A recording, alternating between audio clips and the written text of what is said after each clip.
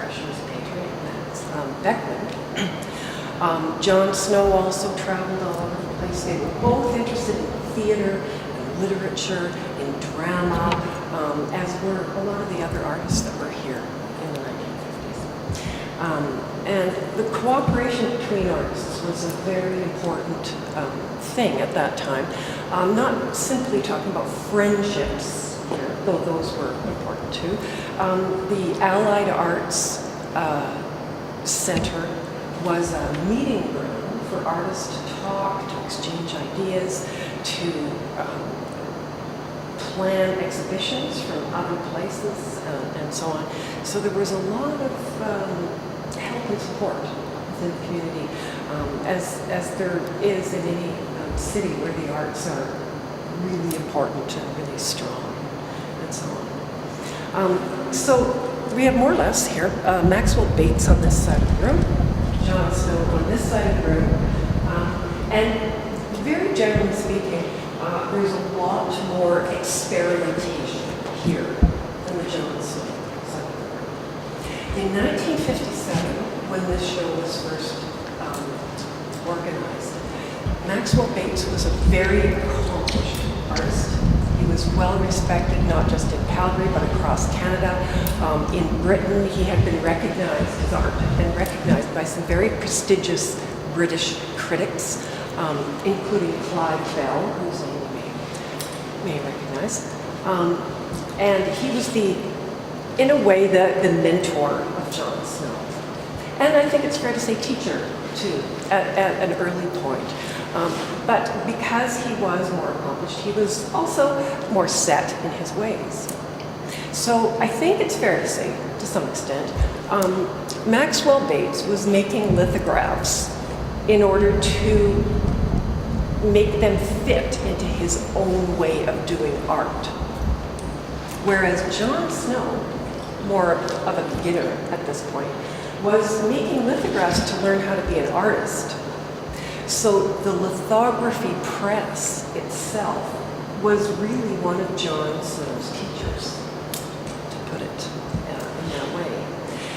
And he didn't quite know what he was going to do with the lithography press at this point. He and Maxwell Bates had discovered the lithography press. You may have heard the old chestnut anecdote here 10,000 times, but they discovered the press in pieces in Calgary because the Western Printing and Lithography Company had decided upon a new modern way of printing commercial labels and so on, and thought, well, there's no use for this old thing, and they chucked it.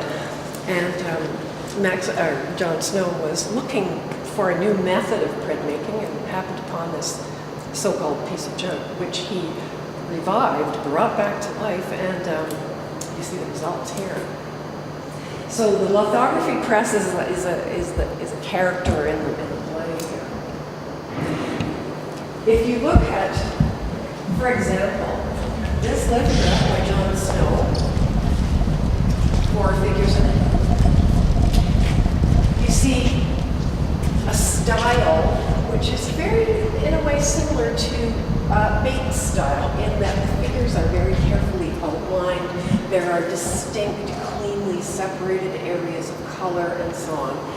And it's very much a contrast to, and we'll, I think, walk down there in a minute, it's a very much of a contrast to the mother and child image, which is right down there at the end, which is very much abstract. No color, actually, at all, and all blurry and textured and somewhat, I think, this is a very interesting, I think, insight here into Snow's process of making a lithograph. Many of you may know this. A lithography stone is a large, heavy object, and it's not a perfect geometric object. It is not a factory-made object. So there are wiggles and squiggles and little chips in the corners and so on. So if you, like John Snow did, put a piece of lithography paper over the whole stone, you end up with an image that's got little irregularities in it. Unlike a lot of printmakers' Snow liked to go right to the edge of the snow. He didn't have a perfect little piece of paper in the middle of the snow.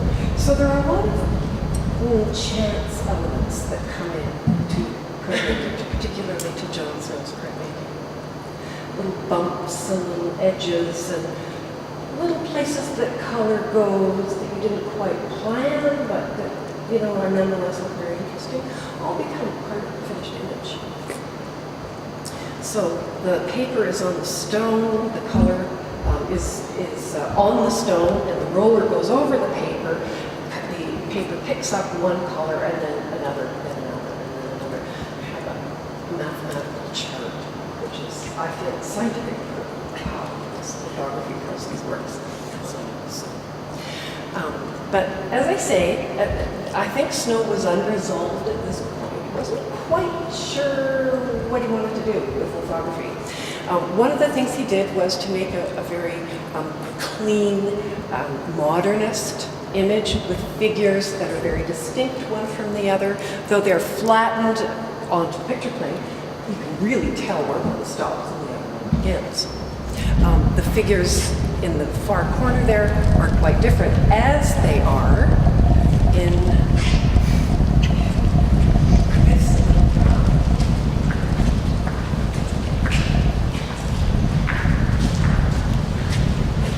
which is called Theater. This was made in 1957, and it made John Snow very well known among his peers. It won an Adrian Seckwin Award, which is a very prestigious award for a printmaker to receive, because it really does demonstrate that people who are, the other artists who are making these kinds of images recognize and acknowledge the skill and the imagination that have gone into the creation of this image. Think how different it is from the figures on the other side. You almost wouldn't think it's the same artist if you didn't know. But that kind of thing occurs a few times on this side of the wall. So you have definitely three figures, a very constricted, somewhat ambiguous space, kind of a dark mood with the shadowing and indistinct features here. Something a little bit, we could say, maybe surreal about these figures. We don't know who they are, really why they're there. They're obviously in a theater setting of some kind. This was a favorite subject for Snow, and especially for Bates. The whole world of entertainment, everything from burlesque to opera, was interesting to those artists. So this is an award-winning print. And one which is actually still discussed in the literature about John Snow. Now, as I mentioned, this mother and child figure, much different than the figures on the other end, really depends on light and shade, the old-fashioned term for that, chiaroscuro. Very sad-looking woman. We don't know why. We don't know why John Snow's females are so sad.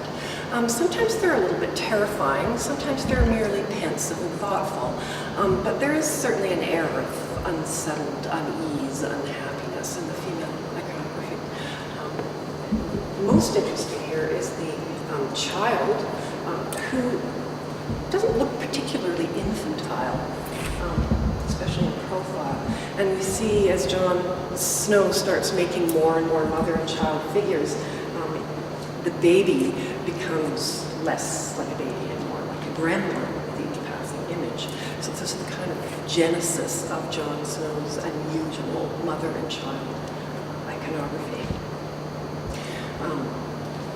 Over here, just break from John Snow for a minute and talk about the relationship between the two artists.